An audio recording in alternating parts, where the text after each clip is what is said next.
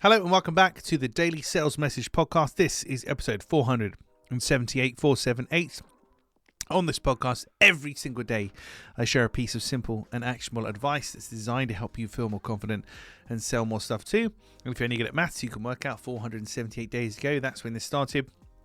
So there's clearly hundreds and hundreds of episodes for you to listen to and hopefully take some value from and improve your confidence and your sales ability. Now, in today's episode, the title is, as I read it from my notes, I don't know who needs to hear this, but. I don't know who needs to hear this, but. And this is a great way to communicate with people, particularly in social media posts or in your advertising, your marketing. And it's about resetting expectations.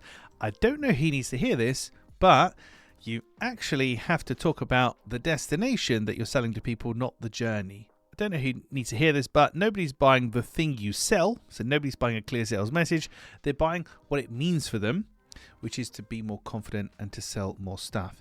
So talking in that way, I don't know who needs to hear this, but, and then presenting a different point of view, a different perspective, a challenging perspective that your buyer may not have considered, but really is kind of the norm and the standard that you need to be working to. It's a nice way to reframe things.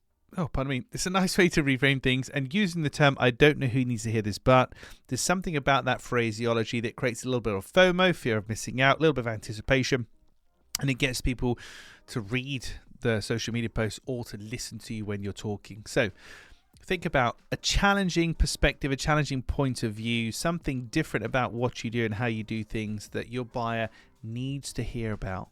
They need to know about it in order to succeed.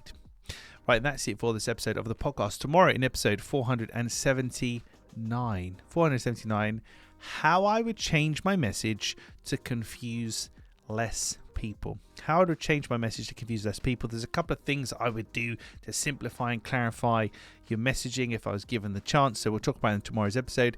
In the meantime, thank you for listening or watching all the way to the end. I appreciate it. I'll catch you tomorrow for an interesting edition of the Daily Sales Message.